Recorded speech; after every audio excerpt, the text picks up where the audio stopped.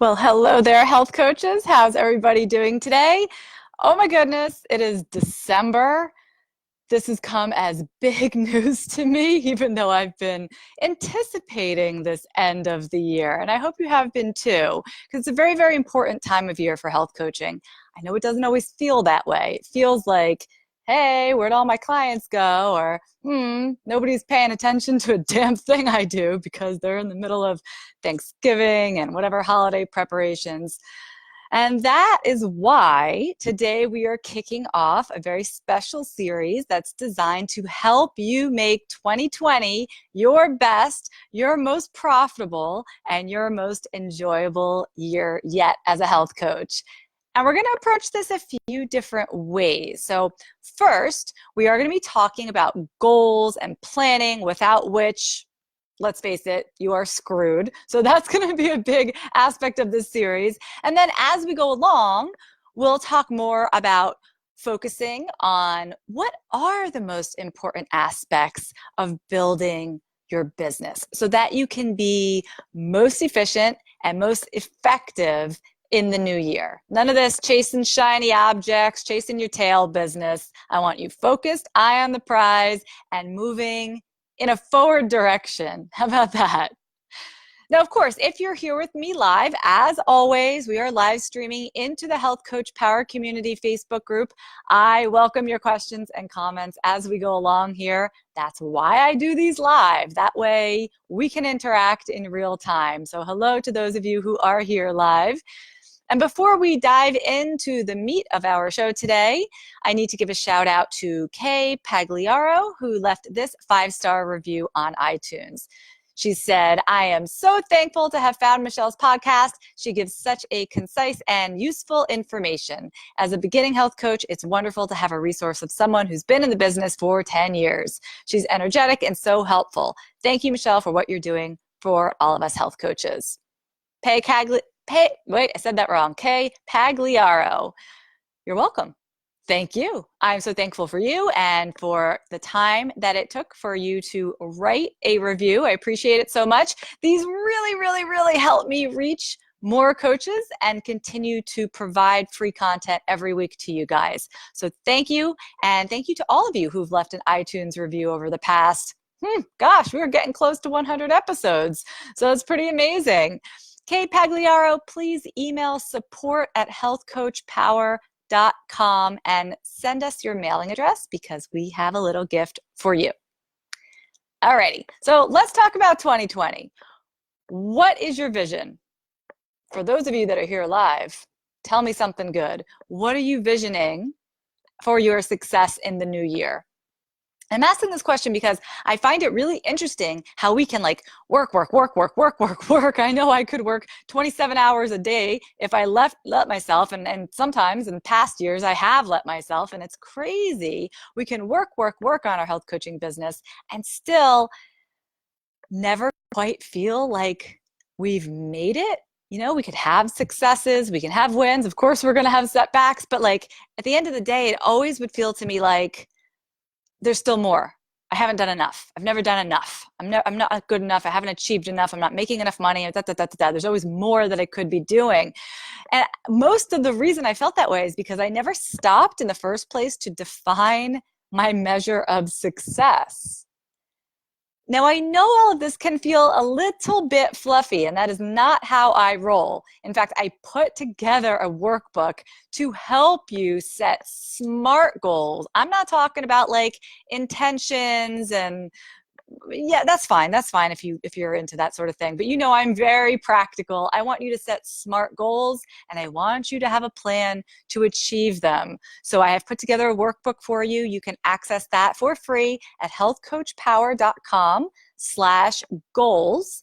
In today's episode and in next week's episode, we're going to be exploring the topics within that workbook. So it would be super duper helpful if you went ahead and downloaded it and filled it out so that you could kind of, work along with us. Again, that is healthcoachpower.com/goals. So speaking of goals, speaking of knowing whether or not you've succeeded or how you're actually doing in your business, I'm thinking back to my very first year of business. which if you knew me then, you would have, and if you were like in my house or spying on me, you would have seen a lot of tears. A lot of tears in my first year of business. I don't know what I was doing. I felt like a total failure no matter what I did. I felt like I was just on a hamster wheel, definitely going nowhere. However, when I look back, right, hindsight is 2020. Oh, that's funny, 2020. We're moving into the year 2020. Oh, maybe this is the year that we get hindsight like in front of us instead of behind us. Wouldn't that be amazing? I just thought of that. Yay. Okay. So anyway, when I look back at my first year of business, I realized that I paid off my tuition from attending IIN. So you guys all went to different schools. I went to the Institute for Integrative Nutrition. I started my business halfway through the curriculum, just like they told us to do. And by the time I graduated, I had paid off the tuition, which PS was more expensive back then. I know that seems weird, but that's because the course used to be in person. So they used to have to like rent the space for us at Lincoln Center once a month in New York City and had to fly in all of the speakers. So it was more expensive back then. So to have actually paid off my entire tuition by the time I graduated, I mean, I think that's a pretty good year for your first year of business, right? To like not be in debt. And beyond that, I wasn't in debt at all. I made enough money to cover my expenses, and I made a little teensy bit more than that. At the time, felt like a huge failure. But from the outset, if I was like, this makes sense logically, I need to pay back what I spent on the schooling and define that for myself, then I could have appreciated it. I could have appreciated myself for what my hard work got me. So that's an example of why it's so important to define your success up front. And you know what? I ask all of my health coaching clients this too. I don't let them just tell me their problems. Oh, I want to lose. I had a consult this morning. Oh, I want to lose weight. I want more. I don't have any energy. I have a lot of sugar cravings. They kind of tell you all the stuff that isn't going well for them. And I always ask, great, if I could snap my fingers or like a genie in the bottle, I could just bob my head and make it all better for you. What does that look like? Like describe that to me. And that's what I want you to do for your new year, is really vision for yourself what that would be like and how you will know that you did in fact succeed at your goals and your intentions for the new year. So now let me tell you about a few other years of my business. Hold on, I need a sip of water. Okay, so in 2018, so going back, I just had to re-listen to the podcast episode from last year at this time because I was like, how was I feeling at the end of 2018? And it was really cool to reflect back on that. So I encourage you to write this stuff down and go back to it year after year so that you can really appreciate yourself as you grow. In 2018, I was all about scaling. I had reached that point in my business where I was kind of hitting up against the ceiling of what I could earn with the systems that I had in place. So one thing that was really important in 2018 and might be important for you, which is why I'm sharing, if you're at that point where you're ready to scale, I really needed to niche down.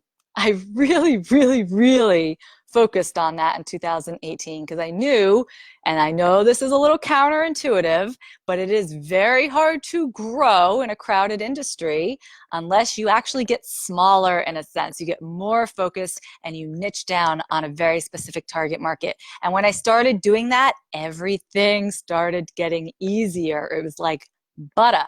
So niching down became very important in order to scale, and building a team was very important in order to scale. Previous to that, I had only had an assistant who helped me very few hours per month, but in the past couple of years, I've added to my team. Now we have 5, 6 people, and not full-time employees. I don't want to give the wrong impression, but 5 or 6, women who come in, come out on a contract basis, or sometimes on an ongoing basis to help with different things that I need in my business. So that was all about scaling in 2018. So for some of you, you could write that down. Okay, maybe my goal is to find new systems that are going to allow me to scale. Interesting. In 2019, and it's kind of makes sense if you think about it. If 2018 was all about growing, 2019, I was real tired. I was real tired. And 2019, the goal really became about finding some personal balance. You know, I needed more time off. I needed to take care of myself while growing the business. And so 2019 really, in ways I did not even predict at the time, really became about me and my self-care and what I needed to thrive in this world and in business, right? So that very different goal, very different outcome to the year, but happy to say that we made it. We made it. I am working less than I have in years, and it feels wonderful. And I'm looking forward to my next vacation. And these are things that I just hadn't done in a very long time. So again, you might consider as potentially, some of you may have a goal for the new year, which involves something that's a little more personal and for yourself. Related to business, perhaps, yes, but about making sure that you are your number one client at all times, as we need to be. And this year, rolling on into 2020. Well, this year's a bit more straightforward for me. And this might be the case for you as well. This year, my goal is very much based in the money I'm earning and the number of hours that I am working. I am very pleased and very proud to be running a multi-six-figure business, but my goals for 2020 include increasing revenue by 50% while working half as much, right? So I want the money to go up by 50%. I want my hours to go down by 50%. And there's a real reason for this. I know that it sounds like, well, hey, who doesn't want to make more money in less time? Yes, of course, but it is at the forefront for me this year because I'm a single mother now. I got my kids full time. I need the time for them. I need the time for myself. I need the time to do the things that I want to do in this life, right? So I need the time, and more than ever, I need the steady income. So this year, I am definitely a bit more driven by practical needs, and that is okay too.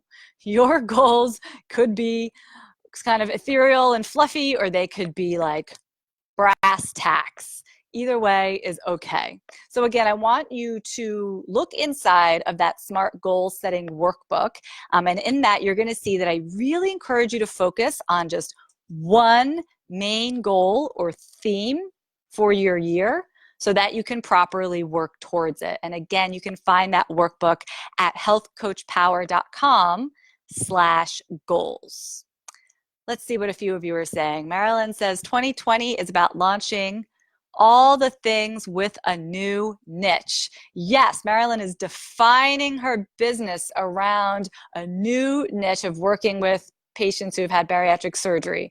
Or am I saying that correctly, Marilyn? Is that how you would phrase it? Bariatric peeps, that's what we call them. So, right, everything that maybe Marilyn was doing in a broader sense, like I was doing several years ago, it's gonna be like tightening up all the messaging to speak to a very specific group of people, which makes it so much more interesting and rewarding because these people are going to start responding to you in new ways, and you're going to open up doors for yourself that otherwise probably wouldn't be open. You know, like if a general health coach is like, oh yeah, I help people get healthy, and like they're trying to find a partnership with some doctors. Have you guys tried this? It can be tough. It can be tough because the doctors are kind of like, I guess so. And as a health coach, you're like, I can probably help your patients. But in Marilyn's case, she's going to work with doctors who are doing this surgery, very specific. And she's saying, yeah, I've been there and I help clients just like your patients keep the weight off. It's so specific. It's like, that's exactly what we need. And that's exactly what we need. So that's why it's going to work for you, Marilyn. Excellent. Lisa says, my goal is to get my message out. I have to let women know what I do. Okay, Lisa, yes, I agree with you. And how are you going to know if you got your message out? How are you going to know? You're going to write it on the side of the building and then you say, oh, I got my message out. There it is. You know what I'm saying? So I would encourage you to get real specific about how you will get your message out. So for example, it could be in 2020, I will start podcasting on a weekly basis. Doesn't have to be what you do, but it's an example, because by doing that, by taking that action, yes, you will be getting your message out. So you want to tighten up how you will achieve these things. Again, inside the workbook, I'm going to walk you through kind of choosing what a SMART goal is for yourself, starting to plan how you will achieve it. And you know what? A big part of it too is picking something that's really exciting for you. Like if your goal is to market yourself better, but yet every time you think about doing that, it's like, ugh, like you just want to lay down and die. That shouldn't be your goal. Your goal should be something that like gets you excited, something like revs you up a little bit and you get like a little bit of butterflies in your tummy. Because then anything you have to do to make that goal happen, you're going to be excited to do, and it's going to happen. Right? So it's not like a New Year's resolution thing. It's not like a beat myself up, I have to use willpower kind of thing. It's like a what feels amazing for me in 2020 kind of thing. That's the spirit we want to bring to it. Okay, so here's the flip side to setting a goal, setting a big goal in some cases. We're busy.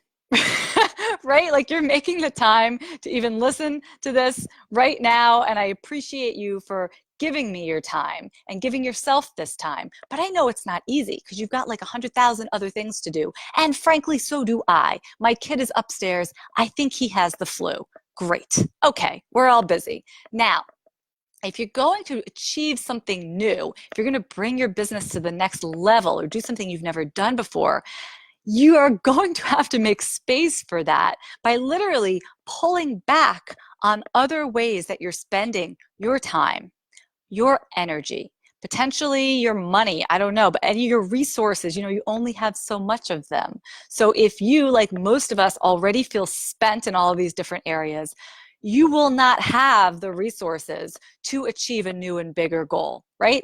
This is not magic. If you know any kind of magic like that, you let me know. But as far as I can tell, we have to make some decisions about how we're going to pull back in other areas so that we can move forward in another.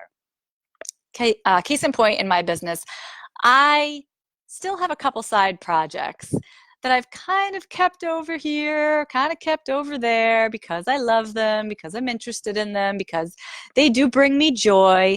But I know that in 2020, I do not have time for that. I do not have time for projects that are kind of tangential or leading me off in this other direction from where I really want to go. So I am having to let go of some of the side projects. That's not easy. That's really not easy. Don't worry, this podcast is not one of the projects I am letting go of, but I do have to say goodbye to some of the things that are taking maybe 1, maybe 5, maybe 10 hours of my week every week, and say, no, I need to allocate this differently. Another thing that I am making space by doing is in 2020, I'm not going to create anything new, which is weird because I love creating new stuff. New projects, new programs, a new show, a new this, a new that. I have created new, probably every year of my business. But you know what? I already know what next year is going to look like. Really, the whole 12 months. I could tell you right now what I'm doing all year long and how I'm going to earn money all year long. And I am not creating anything new. I am going to be doing a lot of repurposing. I am going to be doing a lot of iterating, so just taking what I have and making it better, taking what I've done, doing it again. It is a lot easier that way, and you can become a master at like 1 or 2 things instead of constantly being a beginner or novice at like 100 new things that you're always dreaming up. So that might be a way that you can also make some space in the new year if you're not always recreating the wheel. If you have something that's working, double down on it and let go of the stuff that's not helping you reach your goals. Double down on the things that are. Make sense, right? All right. So those are some ways that I know I am personally going to be making space. Again, the workbook goes into this, how to make space, how to confront obstacles that might get in your way between where you are today and where you want to be this time next year. And not just naming the obstacles, but literally figuring out a plan for getting through them or around them. Another way that you might end up making space, I'm just going to throw out a couple suggestions. You might make space in your business to move forward by losing some of the comparing syndrome, compare and despair syndrome. So if you're the type of health coach who follows a lot of health coaches online and signs up for the newsletters and, watches all their Instagram stories, maybe this is the year where you reclaim that energy so you're not comparing and despairing, and also you literally get back that time to focus on you, right? You're not like, oh, they just released a book. How come I haven't released a book? Maybe I should write a book. Maybe I should take the book writing course. I'm going to start writing a book right now. Oh, you get way off track sometimes when you're watching what other people are doing. And I have said it before, and I will say it again. If you have to unsubscribe from my newsletter, please do so, because I never want any content that I put out to derail you from what you're really trying to achieve with your business. So, there's a judgment call to be made. Is this actually helping me? Or is this causing a negative feeling inside of me? And could my energy be used better in a different way? Okay, so you could be making space in that regard. And I'm going to throw out another example of a way that you could be making space, because I was talking with a health coach this morning. Hi, Tanya, if you're listening. And we were talking about outsourcing.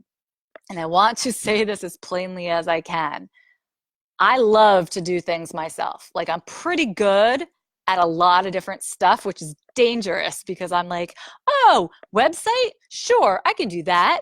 Oh, this other thing? Yeah, accounting, bookkeeping? Sure, I can figure that out, blah, blah, blah. But I'm not actually that good at all those things, but I'm good enough to be dangerous and to waste a whole lot of time. So if you're finding yourself with tasks that you're doing for yourself because you're bootstrapping it, or because you're like, I'm not very good at asking for help, or I don't want to spend the money to hire this out, please consider finding a support, someone for your business, or maybe multiple people for your business who can alleviate some of those tasks from your plate. Get that off your plate so that your energy can go towards your one big goal. Like, my biggest goal is not to become like the best bookkeeper on earth for my health coaching business, or to like, my goal doesn't even have to do with like cleaning up my books this year, right? So like, why would I spend time doing that? I've had a bookkeeper now for like 3 years, I think. Hey, Jessica. And I couldn't be happier about it, because I never have to look at the stuff. Okay, I have to look at it a little bit. But you see my point? You can make space by figuring out where you're not that great at, where you really don't love to do, but you're just forcing yourself to do it. And please hire someone to help you. Please. The more money I spend, I will say this honestly, and this is a woman who does not like to spend money on help, but the more money I have spent on my business, outsourcing, getting help, getting support with my business, the larger of a return I see. Not just making enough money to now pay that person, but making more money enough to pay that person many, many times over. It's incredible. So if you have to just take that leap of faith, take it, try it. The energy that you will free up is exactly what you need to have the resources, that inner resources that you need to reach your goals in 2020.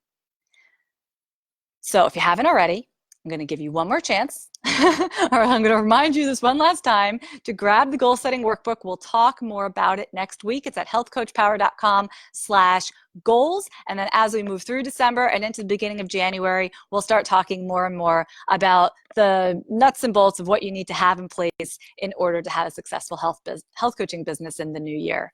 So thank you so much for joining me, and I'll see you next time.